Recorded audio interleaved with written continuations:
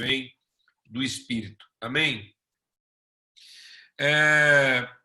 Amém. Uma coisa muito essencial para a gente entender é que a ansiedade está relacionado a amanhã, a tempo. Então, onde foi que a ansiedade entrou no coração do homem? Quando o homem deixou de pensar o eterno para pensar o tempo. O tempo não é uma referência, o tempo tem que ser uma experiência.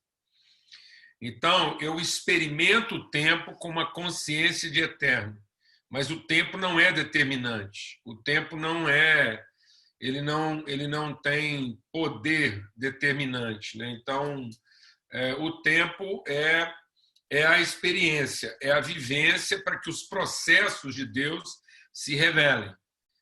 Então, como é que a ansiedade entrou no mundo? Quando o diabo trouxe para nós uma noção de diferença entre o hoje e o amanhã. Então, ele colocou que a gente não era hoje o que nós poderíamos ser amanhã. Então, ele tirou de nós essa ideia do eterno hoje para colocar em nós o futuro. Então, a gente deixou de pensar eternidade para pensar passado, presente e futuro. Então, nós temos uma relação equivocada com o tempo, porque nós perdemos a referência de eterno. É curioso, porque nos escritos bíblicos, né, hebraicos, a literatura hebraica do Velho Testamento se refere a Deus prioritariamente como o eterno. Então, quando vai falar de Deus na Bíblia, lá do Velho Testamento, ele é sempre o eterno. O que quer dizer o eterno? Aquele que não muda. Então, a palavra de Deus diz que ele é o mesmo ontem, hoje e será sempre. Então, o tempo não produz mudanças em Deus, ainda que Deus revele transformações no tempo. Então, por exemplo, uma semente, quando plantada, ela vai produzir o seu fruto. Então, o tempo é a experiência da semente para viver os processos eternos. Mas o tempo não muda o que a semente é, apesar dela se expressar de várias formas no tempo. Então, o tempo trabalha a forma, mostra o processo, fala da metodologia, do caminho a ser percorrido, mas ele não altera a natureza, a essência. Então, aquilo que a semente ela é desde o eterno. Aí, ela, no tempo, ela passa por processo de transformação para revelar tudo o que ela é, e não para se tornar o que ela não era. Amém? Então, uma semente, quando plantada, vai virar um fruto com a semente dentro. Então, o fruto não é alguma coisa diferente da semente, é uma expressão distinta da mesma semente.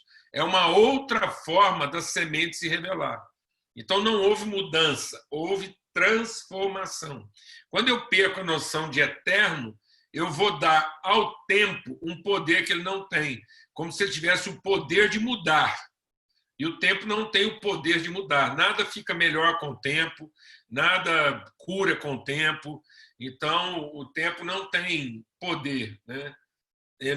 O tempo é um espaço, é uma medida. Assim como distância é uma medida, velocidade é uma medida, o tempo também é uma medida. E como medida, ele é relativo, ele não é absoluto. Então, não há absoluto no tempo, não há absoluto na distância, não há absoluto na velocidade. Tá ok?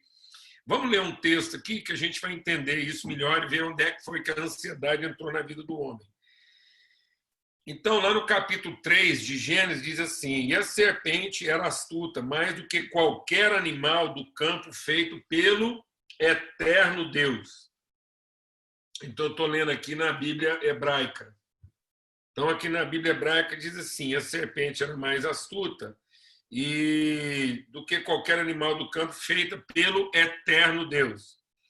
E ela disse à mulher: acaso, disse Deus, não comereis de toda árvore do jardim? E a mulher disse à serpente: do fruto da árvore do jardim podemos comer, mas do fruto da árvore que está no meio do jardim, disse Deus, não comereis, nem nele tocareis. Então você já está vendo aí essa capacidade da mulher de você colocar lá 1 miligrama de esperma e ela entregar 3,5 kg de gente, nessa capacidade de aumentativa da mulher, porque Deus nunca disse para não tocar, mas a mulher já incluiu um não tocar aí por conta dela, né? Então ela já ampliou, né? Assim, ela amplificou o que Deus tinha dito, o que é bem próprio do caráter da mulher, está tudo certo. E aí você nem vai tocar, para não morrer. E disse a serpente à mulher: não morrereis. Presta atenção que nesse aspecto aqui, o diabo ele não está mentindo, ele está corrompendo a verdade. Amém? O diabo está corrompendo a verdade. Então, porque de fato o homem não iria morrer naquele momento.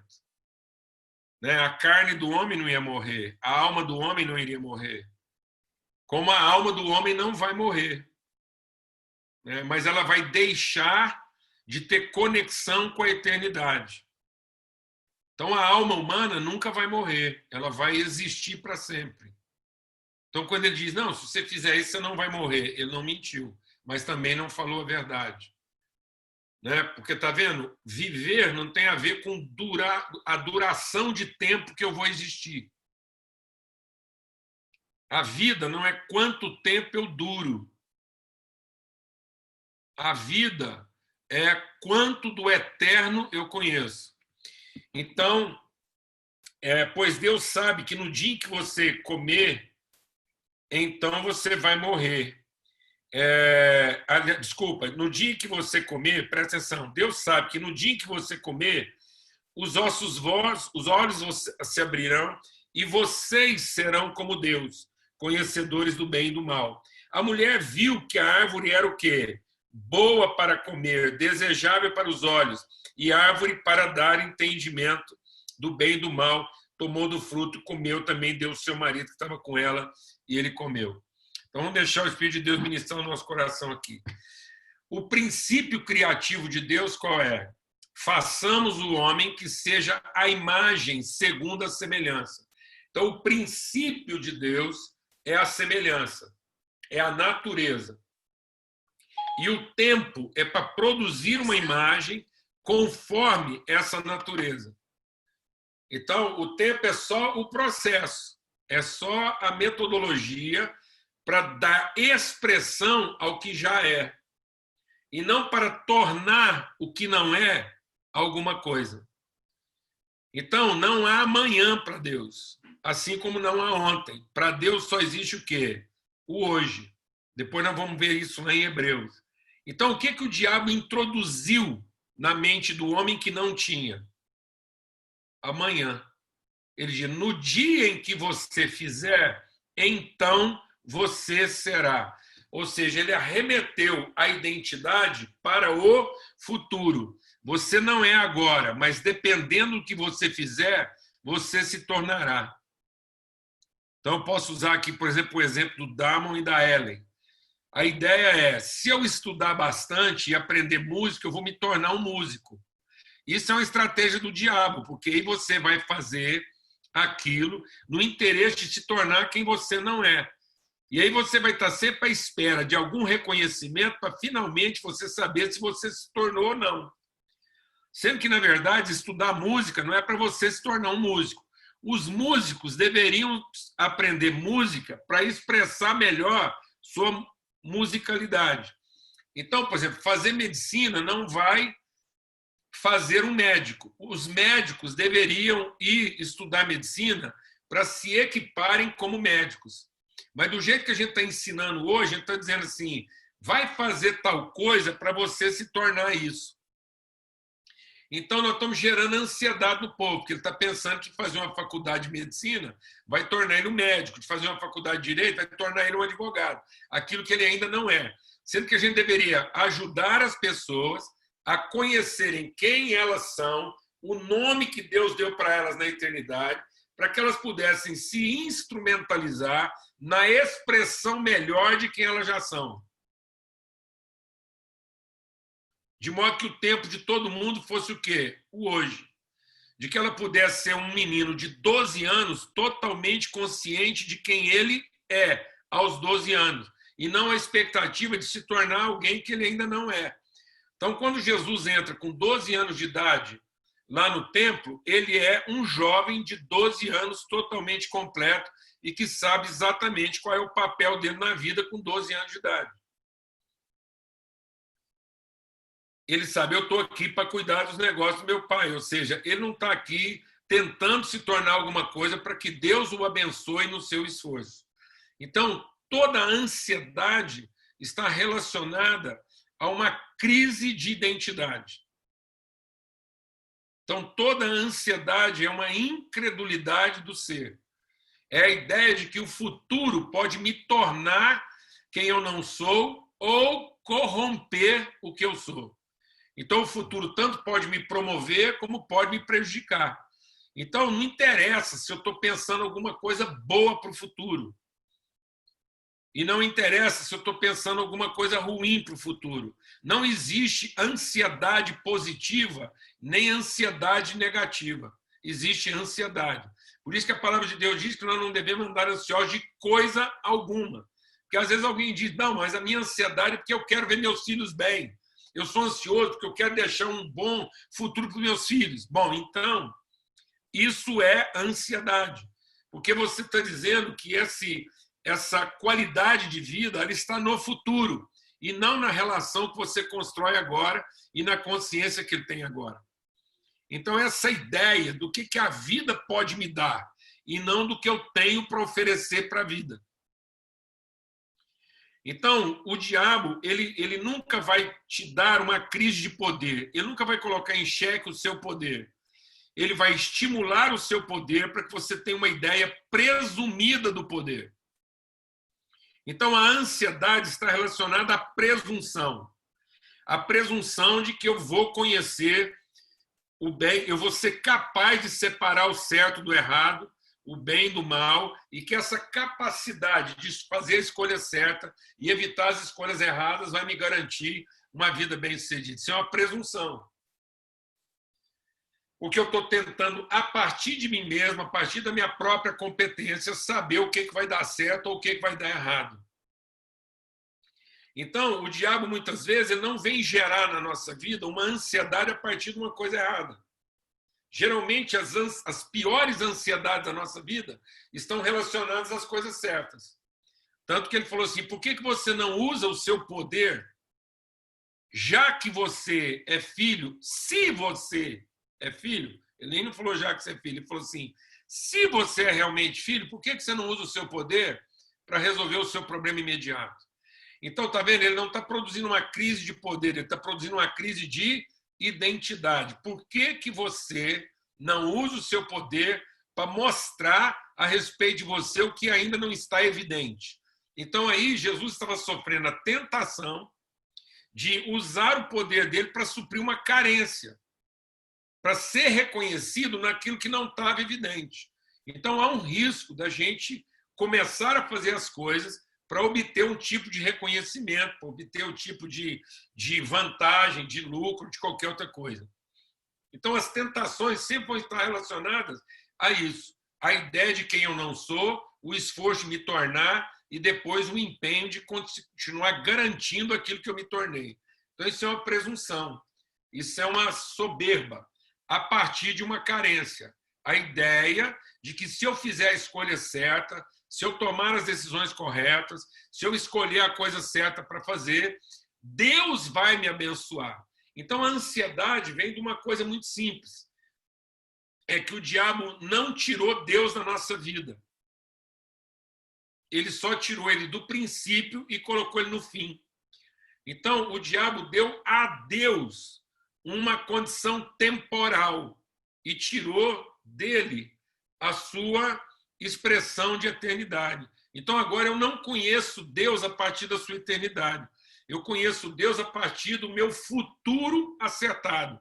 Então, eu fiz a coisa certa, eu finalmente me arrependi, eu finalmente escolhi Deus, eu resolvi orar, eu resolvi voltar para Deus, agora eu achei Deus e Ele finalmente vai me abençoar. Então Deus ficou no fim. Então isso é toda uma construção religiosa em cima de coisas certas, mas que me deixa ansioso. Porque do mesmo jeito que fui eu que escolhi Deus, fui eu que tomei a decisão correta, eu fiz a coisa certa, acertei na igreja, acertei no culto, acertei na oração, acertei no louvor, acertei no dom, eu agora sei orar do jeito que tem que orar mesmo, eu frequento o lugar que eu tenho que frequentar mesmo, eu canto do jeito que tem que cantar mesmo, então agora Deus vai me ouvir e finalmente Ele vai me abençoar. E eu não era abençoado até eu ter acertado. E aí eu não percebo que isso vai gerar em mim o quê? Uma ansiedade, que agora sou eu que tenho que salvar Deus até o fim. Porque se em algum momento eu fizer a escolha errada, Deus não vai estar lá no fim me esperando. Ou eu não vou achar Deus no fim. Então eu não tenho que achar Deus no fim das minhas escolhas. Eu tenho que me encontrar no princípio da vontade de Deus. Então a cura para a ansiedade não é encontrar Deus no fim das minhas escolhas, mas é me encontrar na eternidade dos seus propósitos. Eu consegui perceber a minha vida no eterno de Deus. Que Ele me amou desde o princípio, Ele me deu um nome quando nem substância eu tinha ainda. Que há um senso de predestino. E aí esse predestino não é futuro. Outra desgraça que muitas vezes as pessoas falam de predestinação, como se predestinação fosse o futuro dos crentes. Predestinado a ser salvo no futuro. Não. Predestinado no sentido de cumprir um destino na Terra. Então eu tenho que olhar para a minha vida e descobrir qual o destino que eu vim cumprir na Terra como filho de Deus. Por que é que Deus me quer aqui? Por que é que Ele me colocou com as pessoas com que Ele me colocou? Por que é que eu estou no lugar onde estou? Qual o propósito disso? E não ficar preocupado quanto tempo isso vai durar. Ou se eu vou continuar ali para sempre. De modo que eu tenho que ser pleno hoje. Porque se eu for pleno hoje, no lugar onde eu estou, com as pessoas onde eu estou, fazendo o que eu estou fazendo, eu tiver sede de plenitude de eternidade, eu vou ser pleno amanhã, vou ser pleno depois de amanhã, não interessa para onde o Espírito de Deus me levar. Então, esse senso de plenitude é uma consciência de eternidade. Essa consciência de eternidade me liberta das circunstâncias. Então, eu não tenho preocupação de que um casamento bem-sucedido me fará feliz, ou um casamento mal-sucedido me fará infeliz, porque agora a minha ocupação é me tornar um marido inteiro, pleno, conforme uma vontade eterna. Eu poder entregar na relação tudo que eu tenho para entregar. Eu ser na relação tudo que eu tenho para ser, sem preocupações de amanhã. Então, quando eu entendo a eternidade, eu deixo de ter melancolia do passado, amargura do presente e ansiedade do futuro. Quando eu não entendo o eterno, eu vivo uma relação ruim com o passado, porque eu fico segurando do passado os meus traumas, positivos ou negativos. Então, melancolia não é só guardar do passado as coisas, as lembranças boas. Melancolia é guardar do passado qualquer coisa que não seja o eterno. Então, melancolia é ficar trazendo do passado qualquer coisa que não tem efeito de presente. Então, eu só posso trazer do passado aquilo que testemunha a minha eternidade e não a satisfação ou insatisfação das minhas carências. Porque se eu trouxer a satisfação, eu vou querer repeti-las. Se eu trouxer a insatisfação, eu vou querer compensá-las. Então, não presta. Porque eu não vou conseguir repetir as alegrias do passado e nem vou conseguir compensar as tristezas do passado. Então, eu não posso ter uma relação melancólica. O passado não fala do meu passado, ele tem que falar do meu eterno. E aí, quando eu entendo isso, o meu presente agora, ele é sem expectativa. Ele é vivido com atitude, com postura. Então, não há ressentimentos, não há amargura, não há desapontamento a respeito do meu presente, porque não há expectativa. O que existe no meu presente é engajamento, é responsabilidade, é um coração pronto a cumprir o meu propósito, ainda que momentaneamente eu esteja fora daquilo que, no meu entendimento, seria o meu lugar ideal. Não interessa. é ali que eu estou. Então, às vezes, pode ser que no meu presente eu não esteja onde eu pensava que deveria estar. Mas não interessa, não é o lugar aonde eu estou, é a pessoa que eu sou naquele lugar.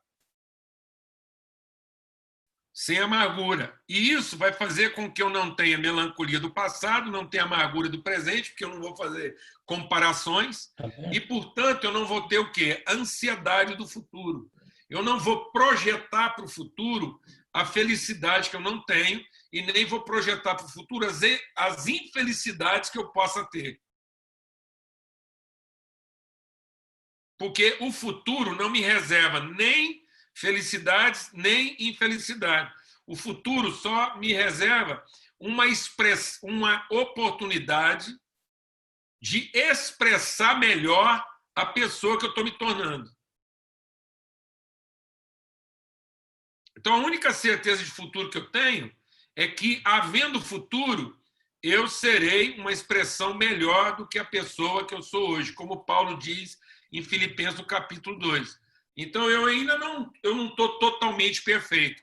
Mas porque eu sou perfeito, eu busco a perfeição. Então, Paulo não busca uma perfeição que ele ainda não é. Hein, Paulo?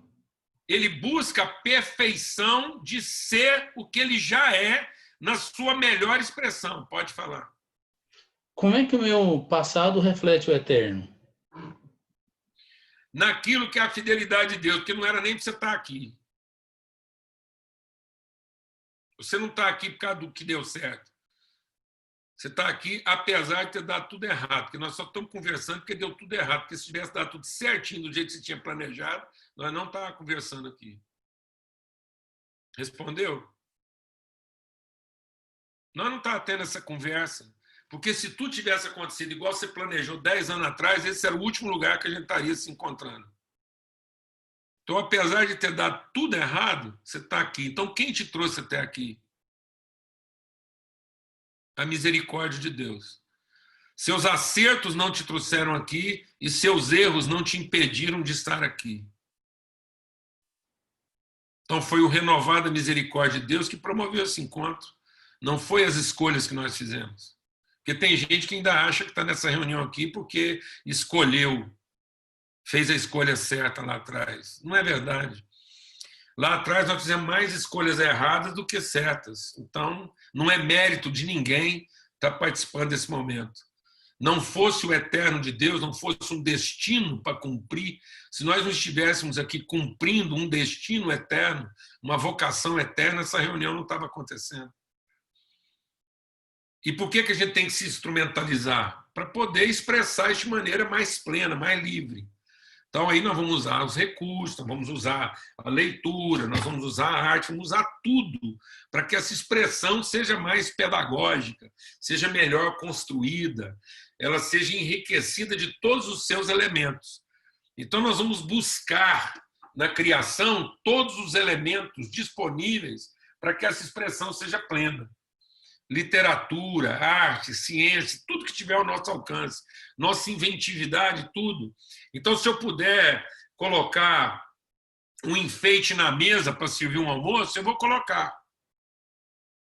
E por que eu vou fazer isso? Para receber um elogio? Não, pelo meu senso de plenitude. E se ninguém elogiar? Eu fiz a entrega. Eu signifiquei aquela coisa que eu coloquei lá.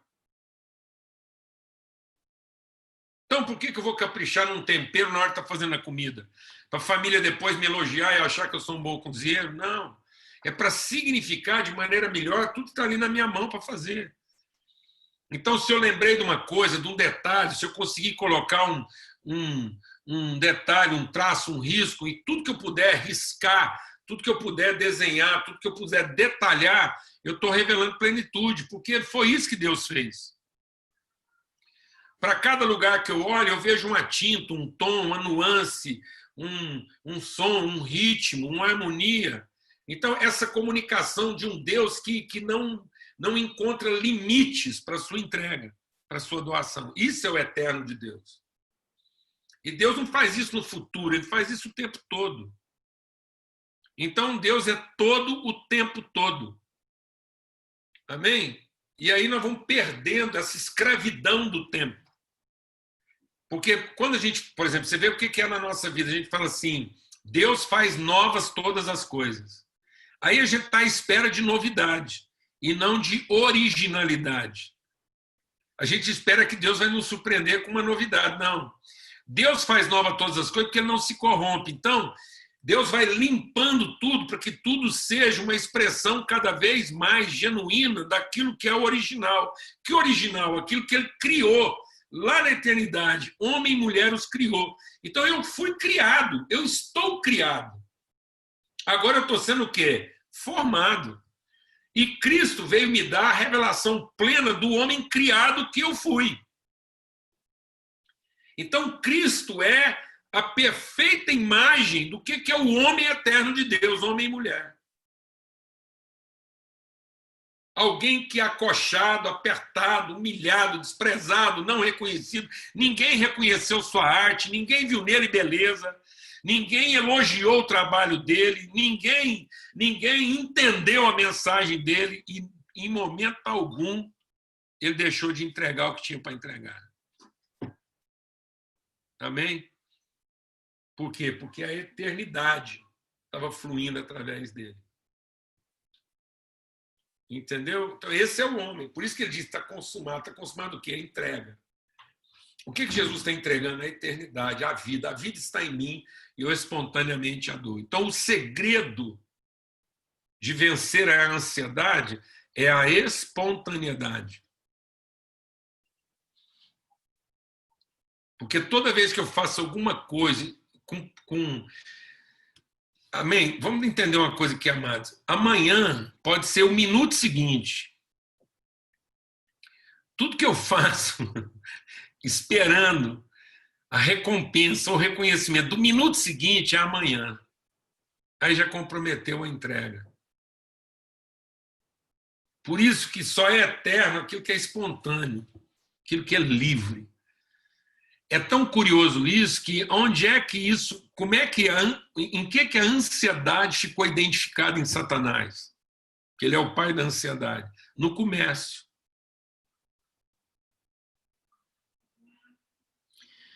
O que é a definição, o que é uma luz que se tornou o príncipe das trevas? Como é que o cara que era anjo de luz se tornou o príncipe das trevas?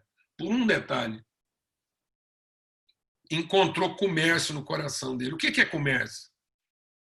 É uma entrega mediante pagamento. Então, tudo aquilo que está condicionado à recompensa tem cara de amanhã. Porque a entrega só vai ser completa uma vez que o pagamento está assegurado. Então, é uma agiotagem. Eu estava falando sobre isso hoje. O mundo não vai ser transformado enquanto as nossas referências de enriquecimento forem agiotas, gente que paga bem na medida que recebe melhor o serviço que ele contratou. Então, nós vivemos um sistema de agiotagem. Nós somos agiotas no casamento. Então, por exemplo, quando eu digo que amo alguém e depois me desaponto porque ele não correspondeu ao meu amor, então eu nunca amei, eu emprestei a juros. Quando eu vou para uma igreja e depois me desaponto com o culto que eu recebi, aquela igreja nunca foi minha família, foi minha agência de depósito a juros. Quando eu deixo de frequentar algum lugar porque o pastor pregou mal, porque a banda não presta, porque o lugar é desconfortável, se esse é o motivo, é a minha insatisfação, então eu sou um agiota, estou sempre emprestando a juros. Eu estou sempre fazendo um investimento condicionado ao que eu vou receber quando? Amanhã. Então eu sou um comerciante, eu não sou um empresário. Eu sou empregado, eu não sou trabalhador. Eu sou funcionário, eu não sou filho. Então, às vezes nós levamos essa mentalidade agiota para o casamento. A mulher está tratando o marido com agiotagem. Ela faz tudo, mas depois ela cobra juros. O marido está tratando a família com agiotagem. Ele investe os filhos, mas depois ele quer receber a conta. Os filhos tratam os pais com agiotagem. A gente trata, muitas vezes, o que a gente chama de amigo com agiotagem. O que é isso? É comércio. Por isso que quando Jesus entrou no templo, tinha culto, tinha liturgia, tinha. O povo estava fazendo oferta? Estava. Então a liturgia estava em ordem. O que ele identificou? O que estava em desordem naquele culto que ele visitou? começa, ele diz, meu pai, a casa do meu pai vai ser chamada casa de quê? De intercessão, ou seja, aqui no meu homem interior não pode habitar comércio, tem que habitar o quê? O meu homem interior tem que ser o lugar de encontro dos irmãos. É onde os irmãos se encontram. Quem entendeu e quem não entendeu. Quem pode pagar e quem não pode pagar. Não tem tarifa de inclusão. Meu coração é aberto, porque minha oferta é espontânea. Então, o templo de Deus tinha que ser chamado lugar de encontro. Mas nós o transformamos em quê? Então, quando Jesus está falando do templo lá, é porque nós estamos transformando aquilo que deveria ser lugar de relacionamento, de uma comunhão não ansiosa, num lugar de comércio. Então, a gente, às vezes, serve um bom almoço hoje para poder receber um elogio no final do dia. Né? A gente faz uma coisa bem feita para depois ser reconhecido como um bom profissional ou isso ou aquilo. E nós estamos incutindo isso na mentalidade dos nossos filhos. Então, da forma como a gente está tratando as coisas, nós estamos formando pessoas ansiosas, porque nós não estamos ensinando eles a serem o que eles podem ser hoje, fazer a entrega que eles têm para entregar hoje, porque nós estamos projetando eles para quando? Para o futuro. Como se a eternidade fosse um tempo futuro que não se esgota. Então, seja sincero, quando você pensa em eternidade, você pensa o quê? Você pensa num tempo interminável. Então, a gente pensa que a ansiedade vai ser um tempo longo. Não, eternidade, o salmista definiu isso no Salmo 139. Ele diz, o que é eternidade? Porque, vamos meditar aqui para a gente entender o conceito de eternidade. Por que a gente consegue contar o tempo? O que é o nosso limitador de tempo? A noite. Não fosse a noite, a gente não saberia contar as horas do dia. Então, como um dia é separado, uma noite faz separação entre os dias. Então, nós temos um elemento separador. Se não fosse esse elemento separador, a gente não conseguiria contar as horas. E o que é o elemento separador? É a noite. O que é noite? É a escuridão. O que é a escuridão? Falta de revelação, falta de conhecimento. Por isso que a tristeza pode durar uma noite, mas a alegria vem pela manhã. Por isso que o salmista diz, agora que eu entendi a minha eternidade, noite e dia são para mim a mesma coisa, porque mesmo a mais escura noite se tornou como pleno dia. Então, eternidade não são vários dias incontáveis. Eternidade é um único dia que de tão intenso ele não termina. Então, a eternidade é um estado de plena revelação que não vai ficar nem mais claro, nem mais escuro. Por isso que a vereda do justo é como luz da aurora, que vai brilhando até se tornar o quê? Dia perfeito. Por isso nós somos a luz do mundo. Ora, se eu sou a luz do mundo, para mim não há tristeza, porque só há tristeza quando há noite. Amém? Então, só há tristeza quando há incerteza de amanhã. Mas se o meu dia é hoje, e eu estou entendendo a eternidade, então não tem nada que vai me desapontar, não tem nada que vai me surpreender. Porque eu alcancei um estado de entendimento que agora eu sou como luz da aurora. Foi brilhando, eu cheguei ao dia pleno. O que é dia pleno? É quando a luz incide de tal maneira que não faz sombra. Não há sombra. Não há realidade projetada. Só existe realidade revelada. Não existe espectro, não existe um desenho relativo, é tudo absoluto. A sombra é uma imagem projetada de uma luz incidindo em inclinação. Então, quando a luz é plena, a primeira coisa que desaparece é a sombra. Por isso que eu posso atravessar pelo vale da sombra da morte sem temer mal algum, porque eu tenho consciência da minha identidade. Então, isso é que é a eternidade. Mas muitas vezes a gente pensa que a eternidade vai ser um tempo interminável. Então, quem encontra Cristo já entrou na vida eterna. Não existe vida futura para o cristão. Existe vida eterna. Então, salvação não é uma longevidade futura. Salvação é não temer o futuro, porque eu conheço o eterno. Então, por isso que aquele que está em Cristo é nova criatura. ele já entrou na vida eterna e ele não entrará em juízo. Por que ele não vai entrar em juízo? Porque ele deixou de fazer as coisas de forma a compensar ou a ter o seu esforço retribuído, porque agora ele faz tudo de maneira o quê? Espontânea. Amém? Então, um dos sinais, né, de que nós estamos vencendo a ansiedade é a espontaneidade. É a ausência de tarifa. É a ausência de vitimização. É não transferir para os outros o motivo da minha tristeza. É não cobrar o reconhecimento dos outros para que eu entenda que meu trabalho foi bem feito. Amém? Então, a minha entrega é uma entrega porque é assim que eu sou. Então, eu não estou fazendo nada nem porque é necessário e nem porque é importante. A gente está fazendo as coisas porque é assim que a gente é. Essa é a nossa natureza. Então, vencer a ansiedade é parar de fazer as coisas porque é necessário ou porque é importante. Porque quando a gente ainda está fazendo necessário ou importante, a gente está fazendo por interesse, não está fazendo por amor. E não está fazendo amor por quê? Por amor por quê? Porque tem medo. Medo do quê? Do amanhã. Então, a gente regula hoje com medo de amanhã. Então, todo medo está relacionado ao tempo, ao que o futuro pode nos preservar. E essa ideia de futuro faz com que eu tenha uma leitura errada do passado e uma relação equivocada com o presente. Então, bastou o diabo colocar Deus no futuro, que ele bagunçou nosso passado e comprometeu nosso presente.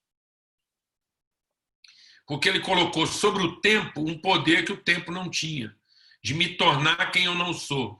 Apenas o tempo é o processo para que eu revele melhor quem eu já sou. Por isso que as tribulações na nossa vida só são para nos depurar. Quanto mais dificuldade eu passar, mais eterno.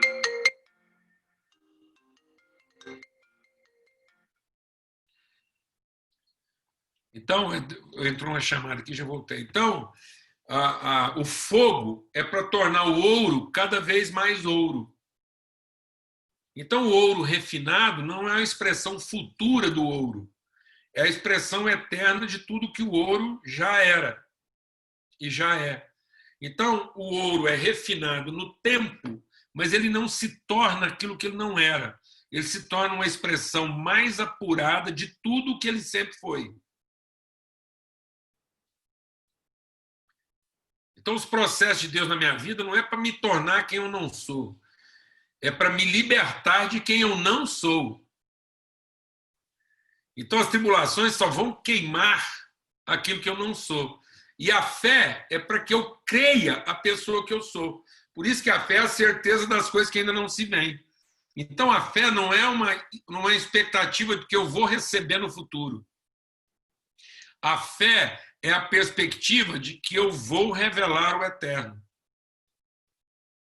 É a certeza do que ainda não se vê e a firme convicção do que se espera. Eu não espero o futuro, porque o futuro não traz esperança, o futuro traz expectativa. Eu espero o eterno, porque já é, porque sempre foi e sempre será. Então, a fé é para que eu possa trazer a expressão do que sempre foi a respeito da minha vida em Deus. Então, a fé não é para que eu obtenha o que eu ainda não tenho. É para que eu revele tudo o que eu ainda não revelei de quem eu já sou. Então, a fé não é para produzir ganho. A fé é para sustentar o sacrifício. Então, quando eu tenho fé, eu não tenho medo de sacrificar, porque eu não tenho medo de futuro.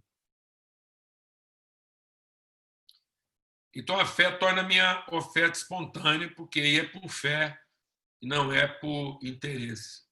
Por isso que essa é a vitória que vence o mundo, a nossa fé. Fé em quê? Em eternidade. Oi? Amém. Não sei se alguém tem alguma pergunta, vamos fazer uma pausa aí. E se alguém quiser perguntar alguma coisa.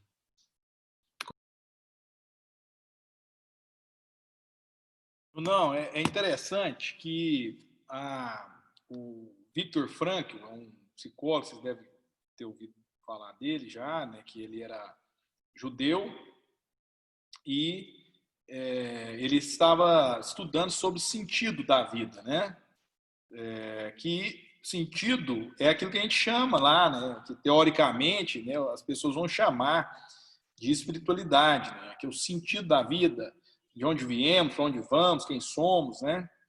E ele falava, né, que a partir do momento que a gente começar a buscar o sentido, entender o sentido da nossa vida, né, a gente vai conseguir ler a nossa história, as nossas crises, as nossas dores, né?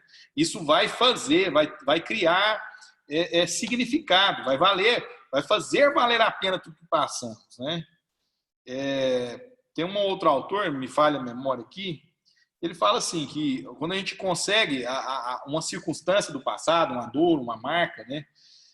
Naquele momento ali, de repente, a gente quando está vivenciando, a gente não consegue lidar com aquilo, mas passa-se o tempo, a gente pode olhar para aquilo e dar sentido, entender o propósito, entender um significado. Nós podemos elaborar, né? E a palavra, aquilo que Deus nos ensina sobre quem nós somos, aquilo que a palavra vai nos ensinando, essa espiritualidade, esse meditar na palavra, né?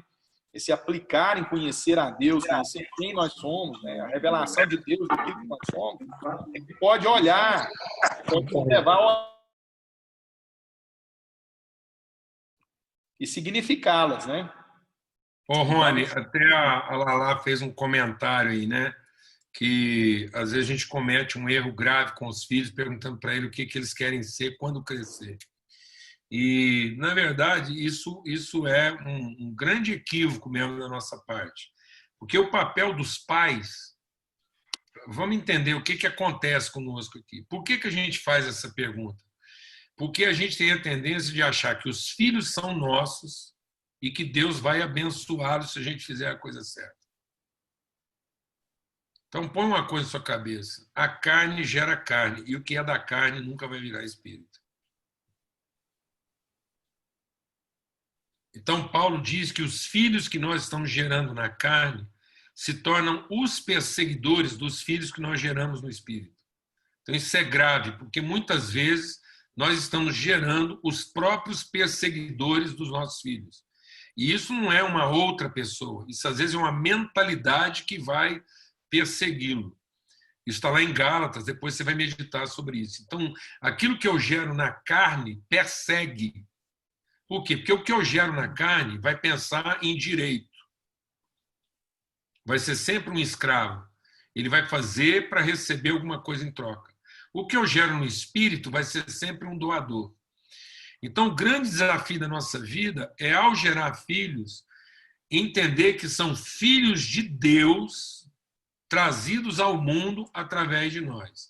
Se eles são filhos de Deus, o nosso grande desafio é conhecer em Deus o nome que Deus deu para eles quando eles nem tinham substância ainda. Foi isso que Deus fez com José. Nós temos que acreditar, nós temos que não acreditar, mas nós temos que crer. Isso tem que ser fé na nossa vida. E eu não estou falando aqui de uma coisa mítica, mas eu estou falando de algo místico. Faz parte da nossa espiritualidade. Deixa Deus ministrar algo no seu coração. Quando Deus colocou o homem no jardim, tudo que era de fazer já estava feito. Qual era a única coisa que cabia ao homem fazer? Dar nome. Verbalizar. O que é um nome? O nome é a palavra verbal. O nosso problema é que nós começamos a substantivar os nomes. Nós começamos a dar nome para as pessoas como se isso fosse um diferencial substantivo. Em vez de chamar elas de 1, 2, 3, 4, 5, 6, para ser um diferente do outro, a gente deu nome. Então, a gente está... É um numeral poético. Então, muitas vezes, a gente está substantivando os nomes. Em vez do nome ter carga verbal. Então, os nomes tinham que ter carga de propósito e não de substantivo. O nome tinha que ser a palavra que vibra. A palavra de Deus diz assim, no princípio era o verbo, e o verbo estava com Deus, e o verbo era Deus. Então, eu vou usar um exemplo seguinte, para a gente entender isso melhor. Vou fazer uma pergunta e você responde rápido, né? A gente tem mão porque pega ou pega porque tem mão?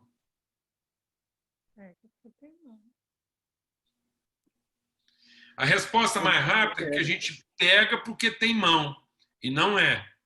A gente tem mão porque pega, porque a semelhança é antes da imagem. A imagem é segundo a semelhança. Então, porque Deus nos deu um nome verbal de pegar, ele nos deu a ferramenta que materializa o verbo. Porque se eu pegar só porque tenho mão, o dia que eu perder a mão, eu perdi a capacidade de pegar. Sendo que a ausência da mão é uma dificuldade para pegar, mas não é um impedimento. Por isso que ainda que o nosso homem exterior se corrompa, o nosso homem interior se renova. Porque quando eu fico ensinando para as pessoas que elas vão fazer determinado curso e só então elas serão, se por uma eventualidade elas não conseguirem fazer aquele curso ou não arrumar aquele emprego, elas vão passar o resto da vida frustradas na sua vocação. E fazer um determinado curso, ou conseguir um determinado emprego, ou ser reconhecido numa determinada atividade, nem sempre é possível. Mas exercer sua vocação, apesar de todas as dificuldades, é possível. Então é possível que alguém exerça medicina no sentido básico, elementar, de cuidar, de colocar uma atadura no machucado. E ser pleno nisso. E, às vezes, por uma determinada circunstância, ele nunca conseguiu fazer uma faculdade. Porque isso nem sempre será possível. Então, o diabo colocou a nossa realização em cima da imagem e não da semelhança. De modo que, quando a pessoa não tem mão, a gente acha que ele não pega. Se ele não tiver pé, a gente acha que ele não anda. Então, eu vou fazer outra pergunta. A gente ejacula porque tem pênis ou tem pênis porque ejacula?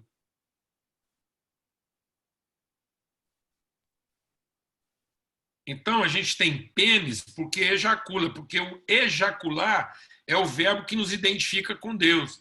Um homem que saiu a semear.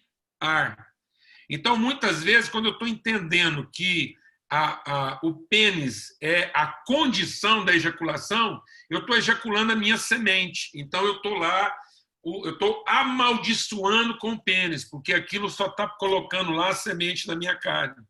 E as pessoas não estão sabendo ejacular fora do pênis. Não estão sabendo semear semente de vida. Então, por exemplo, os nossos jovens hoje estão tendo dificuldade com a sexualidade, porque a sexualidade deles está toda reduzida ao quê? À genitália, e não ao significado da concepção ou da inseminação. Então, eles não estão materializando um verbo, eles estão dominando uma ferramenta. E por que eles não estão sabendo materializar um verbo? Porque eles não foram batizados. Então, ser homem ou ser mulher nunca foi um verbo. É um substantivo de direito. Então, nós substantivamos a mão, em vez dela ser uma das formas do verbo pegar, acariciar. Por isso que o salmista diz o quê? Vocês têm mãos e não apalpam. Vocês têm olhos que enxergam, mas não veem. Vocês têm ouvidos que escutam, mas não ouvem. Ou seja, então eu tenho lá a matéria física, eu tenho a imagem, mas eu não tenho o verbo. Então, às vezes, eu substantivei a orelha. Eu estou usando isso para dizer, às vezes, que nós estamos fazendo isso com os filhos. Nós estamos dando a eles nomes substantivos, mas não estamos emprestando a eles nomes verbais. Eu vou explicar isso melhor, concluindo o raciocínio.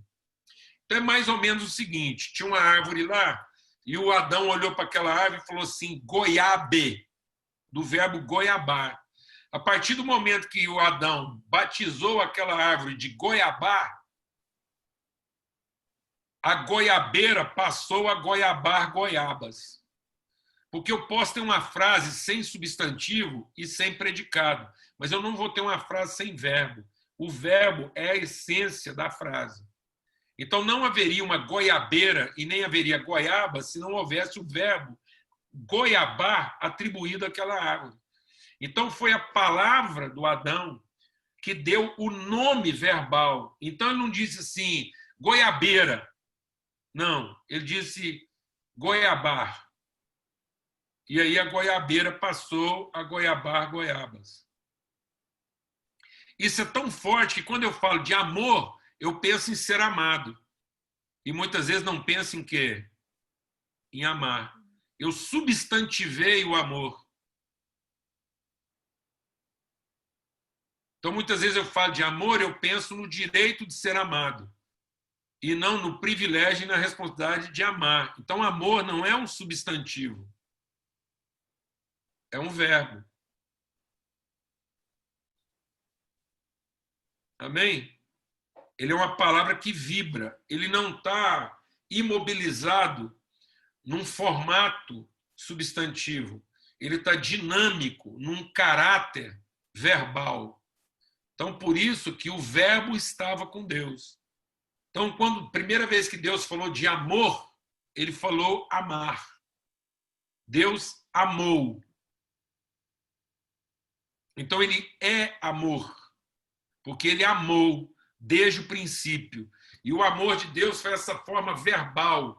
O verbo amar encontrou essa condição verbal, vibrante, de se projetar para a pessoa amada.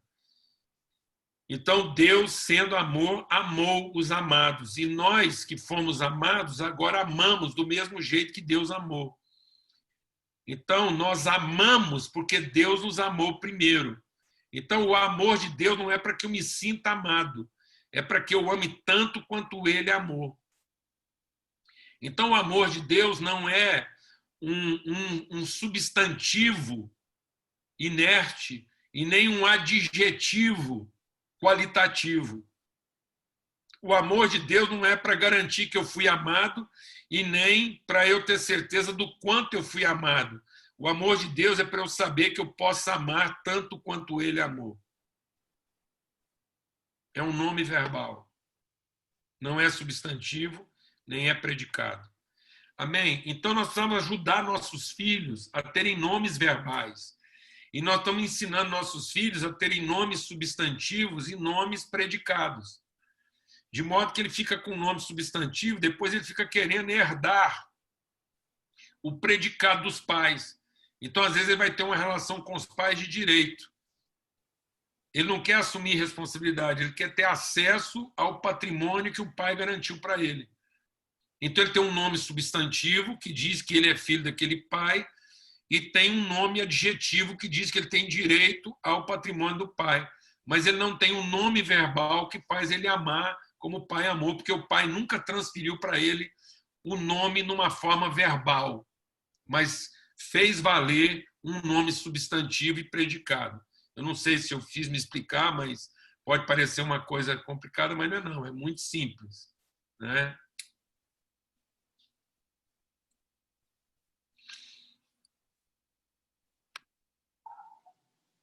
E isso tudo pode não parecer, mas isso tudo tem a ver com o quê? Com ansiedade. Ô, Paulo Júnior, estou aparecendo aqui, está ouvindo? Está ouvindo? Estou ouvindo, estou ouvindo. Oi. Paulo Júnior, isso é tão sério que é a Maristela. Isso é tão sério que você disse que no dia que você batizou o Pietro, né?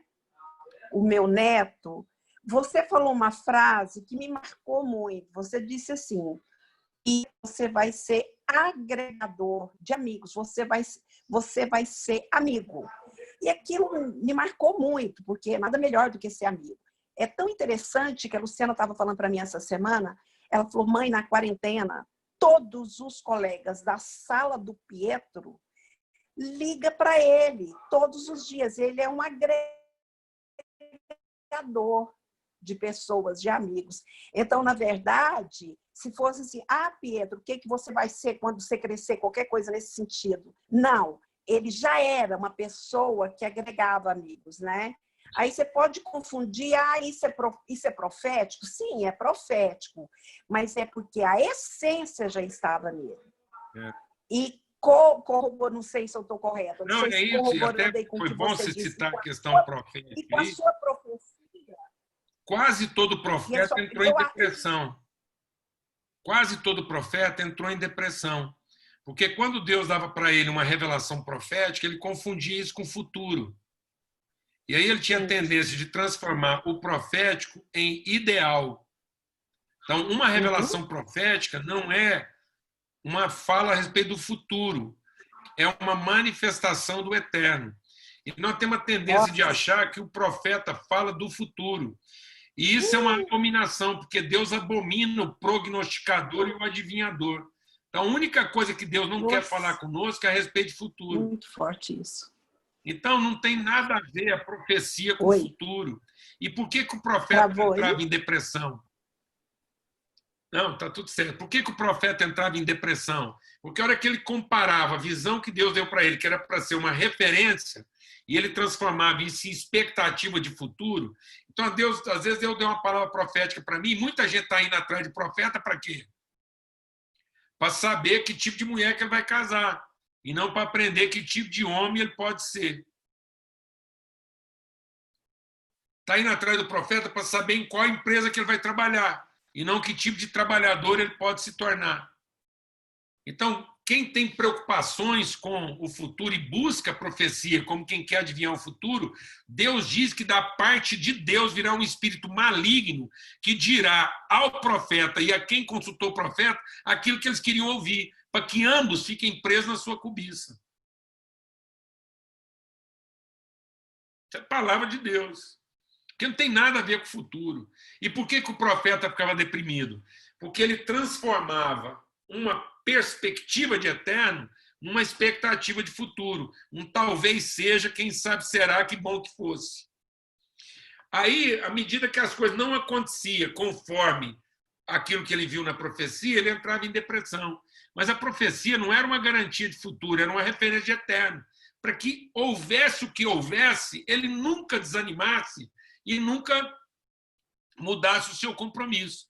Por isso que a palavra de Deus diz que o que desanima a gente é a perplexidade. Perplexos, mas não desanimados. Por que a perplexidade desanima? Porque ela é uma frustração presente de um futuro projetado. Então, eu estou frustrado porque eu projetei para o dia de hoje, lá no passado, um futuro. E à medida que esse futuro não está acontecendo conforme eu projetei, eu me frustro e desanimo. Então, a profecia não é para projetar futuro, é para me dar uma referência de eterno. É para que o dia que aquilo se revelar, eu possa me lembrar e ser o amém de um sim que já foi dado. Porque em Deus nós temos o sim e o amém. Então, a palavra tem que ser entregue, o nome tem que ser dado, que no dia que a pessoa precisar se lembrar daquilo, ele vai saber, ele vai ter a testificação exata do que foi que Deus falou a respeito dele. Deus, forte demais, obrigada.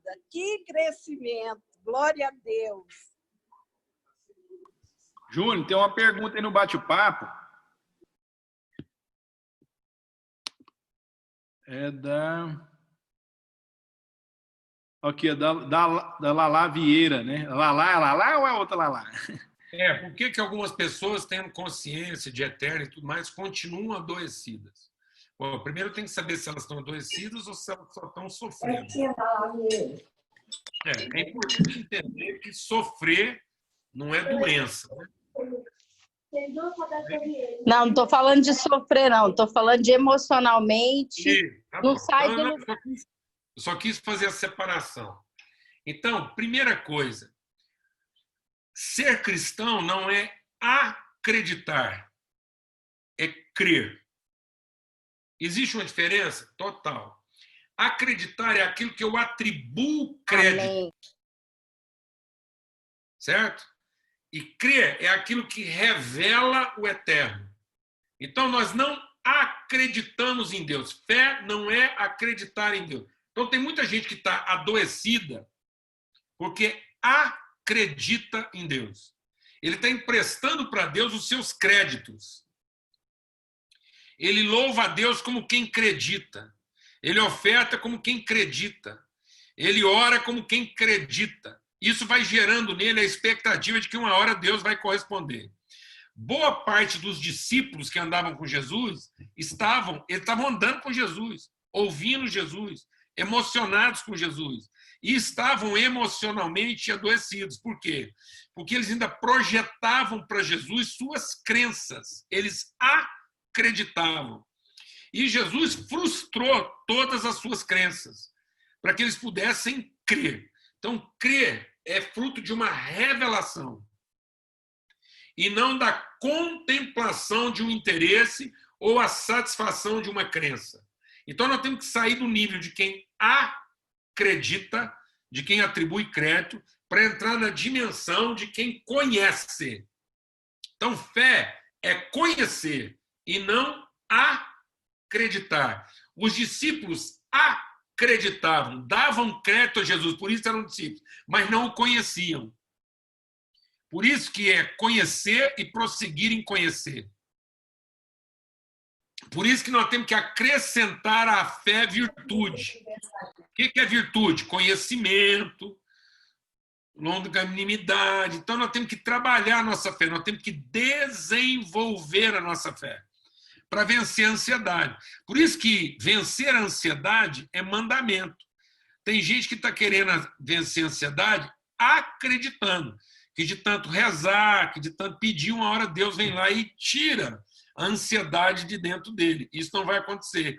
A ansiedade tem que ser uma coisa vencida por nós, na medida em que a gente a medita e aprende. Por isso que a graça de Deus se revelou salvadora, ensinando a viver. Então eu tenho que aprender. Maturidade, Paulo diz assim, eu aprendi a viver contente. Então, contentamento, plenitude, é um aprendizado de quem vai conhecendo Deus. Então, uma vida emocionalmente saudável, ela vem de quê? De conhecimento e não de crença. Eu tenho que me libertar das minhas crenças e ir substituindo tudo aquilo que eu acreditei a Deus por conhecimento de Deus. De modo a eu ter uma relação tão íntima de conhecimento que eu conheço, ele não tem que ficar provando para mim nada, ele não tem que antecipar nada para mim, não. Eu vou falar uma coisa para vocês assim, com toda liberdade. Seguinte, por que as nossas rezas são longas? Por que às vezes, assim, a gente tem que explicar demais para Deus, assim? Porque Deus, quando reza para nós, também tem que rezar longo. Então, a missa de Deus conosco é uma missa longa. Porque Deus tem que ficar explicando as coisas, e pedindo, insistindo. Então, nós somos deuses muito difíceis. Por isso que a nossa relação com Deus é meio difícil. Porque o dia que Deus entrar na nossa vida para pegar o que Ele quiser, sem perguntar se pode, nós também vamos entrar na vida dele para pegar tudo que a gente precisa, sem perguntar se pode.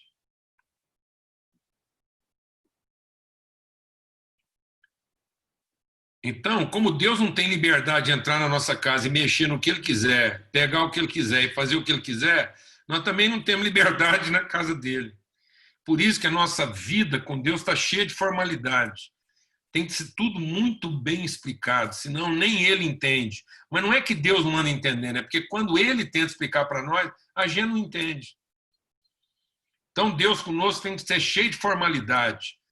Para pedir um filho nosso, para pedir um carro para nós, para mudar a gente de casa ou de cidade, Deus tem que rezar uma missa. Leva anos Ele explicando para nós. Tem que levar nós num trem, no outro, explicar, rezar. Então, a reza de Deus é longa. Sendo que podia ser simples. A gente chega na presença de Deus e fala assim, a quem enviarei? Quem irá por nós? Ele fala, eis-me aqui, envie-me a mim. Então, Jesus diz uma coisa muito séria, que pode ser cura para a ansiedade. Ele diz assim, vocês serão meus amigos se fizerem o que eu vos mando. E às vezes a gente acha que isso na relação só vale de Jesus para nós, mas Jesus estava ensinando um princípio de amizade. Verdadeiros amigos não pedem, mandam. Porque pedido de amigo é ordem. Não foi isso que Paulo falou para Filemon? Filemon, eu podia te mandar, mas como nós somos amigos, eu vou te pedir. Então, quando Jesus está dizendo o seguinte, vocês serão meus amigos se fizerem o que eu vos mando, o que ele está dizendo para nós? Eu sou amigo de vocês e pedido de vocês para mim é o quê? Uma ordem. Como os pedidos de Jesus para nós não são uma ordem, nossos pedidos para ele também não são uma ordem. Por isso que a gente tem uma inflexão de como quem pede e não de como quem afirma. Você veja como é que o diabo colocou futuro na nossa vida. A gente vai concluindo assim. Você veja o que é uma inflexão de futuro, né? E não uma inflexão de eterno. A oração do Pai Nosso. Quando Jesus vai ensinar a oração do Pai Nosso, ele primeiro prepara o cenário. Ele fala assim, quando vocês for orar, primeiro, não ora como quem está à espera de ser reconhecido. Porque os fariseus fazem isso, ficam gritando lá em alta voz. Então, esquece. Para de ficar aí orando e mostrando para os outros o tanto que vocês oram para ver se o povo entende o tanto que vocês são espirituais. Então, isso é bobagem. E outra, quando você for orar também, não fique explicando para Deus tudo que você precisa, não, porque Ele sabe exatamente o que você precisa muito antes do pedido chegar na sua boca. Então, quando você for falar com Deus, você diz o seguinte, Pai Nosso. Ou seja, isso é uma família. Isso aqui é uma família. E que tem um pai. Nós não estamos aqui diante de um Deus, nós estamos aqui diante de um pai. Isso aqui é uma mesa, é um pai. E sabe exatamente tudo que cada um aqui precisa. Santificado seja o teu nome. O que quer dizer isso? O Senhor é o mesmo ontem, hoje e sempre. Nós não queremos novidade, nós queremos o original.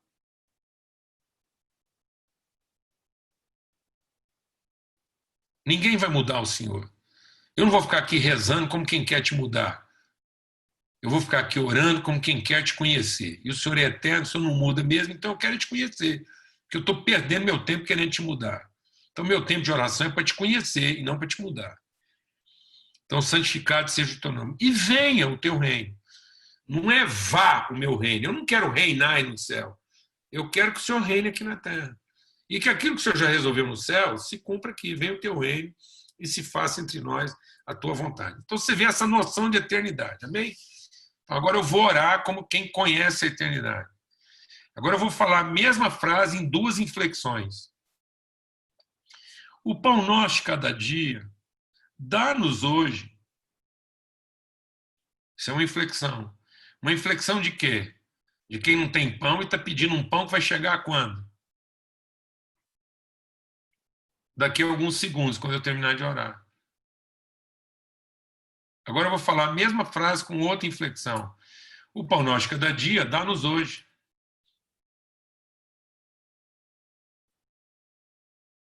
É a mesma frase? O que mudou? A inflexão verbal.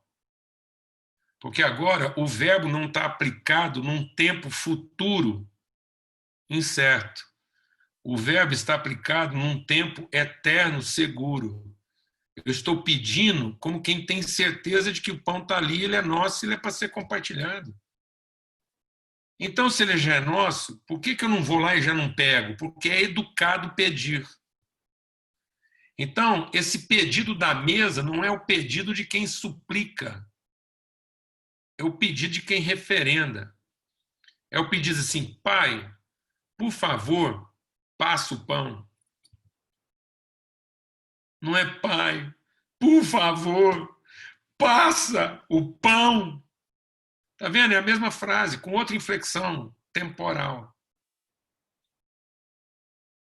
Então, a oração tem que ser para afirmar uma relação e não para traduzir uma expectativa. O pão nosso de cada dia nos dá hoje.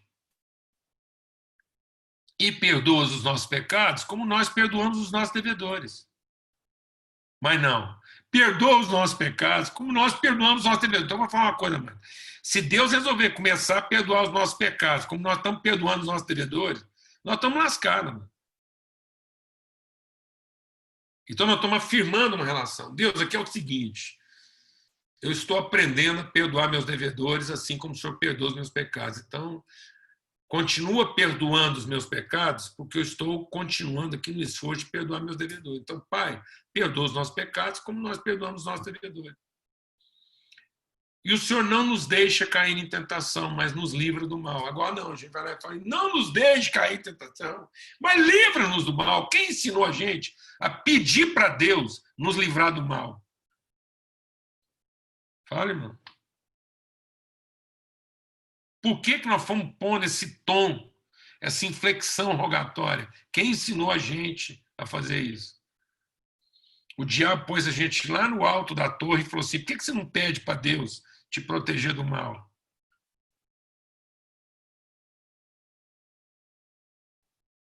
Então, proteger do mal não é uma expectativa de futuro, é uma certeza de eternidade. Ele nos protege do mal, sempre protegeu e sempre vai proteger. E de que mal a gente quer ser protegido? Do mal da incredulidade, da incerteza. Então, o Senhor nos guarda do mal. Por quê? Porque o pão nosso de cada dia nos dá hoje. Perdoa os nossos pecados, como nós perdoamos os nossos devedores. E não nos deixa cair em tentação, mas nos livra do mal. Por quê? Porque teu é o reino, tua é a glória. E o domínio desde a eternidade. Está vendo? Quem foi que colocou uma inflexão de futuro na nossa oração? Quem ensinou a gente a orar projetado para o minuto seguinte? E não com certeza de eternidade. Então, até na oração do Pai Nosso, nós somos carregados de quê? De ansiedade. Porque em vez de estar afirmando que o pão nosso de cada dia ele dá hoje, nós estamos pedindo que ele ainda nos dê. Não tem condição. Então, não é o pão de hoje, é o pão daqui a alguns minutos. Amém?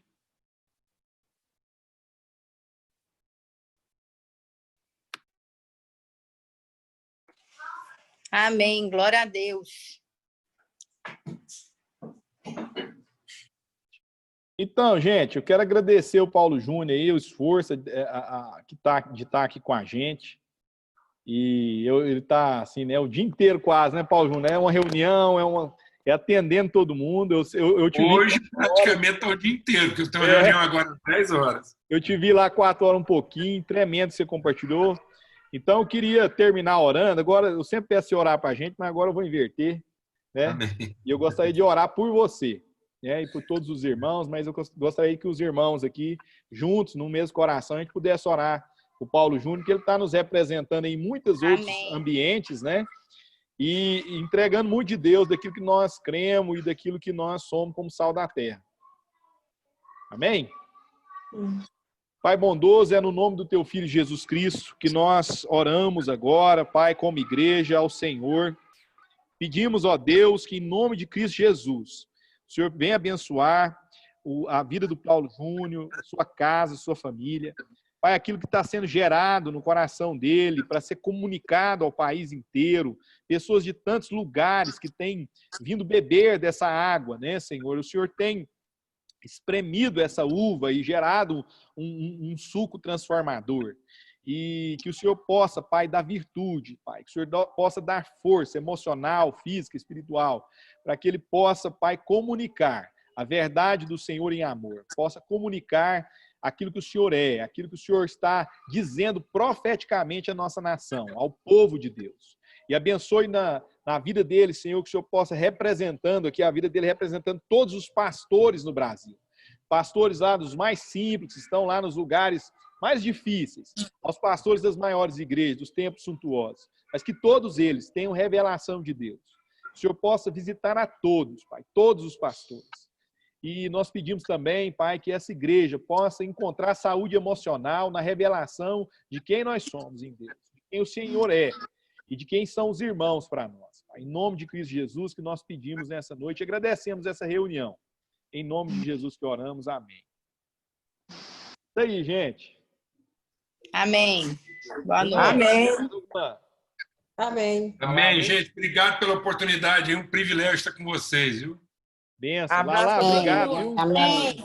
Obrigada. Amém. Muito Gente, bom. grande Obrigada. abraço para todos. Sim. Pessoal, um Valeu. abraço. Aí, vamos continuar. Vamos perder o foco, não. Obrigada, pessoal. Tchau, gente. Tchau. Todos, Obrigada. Obrigada, Tchau, tchau, tchau. Rony. Obrigada, Lala.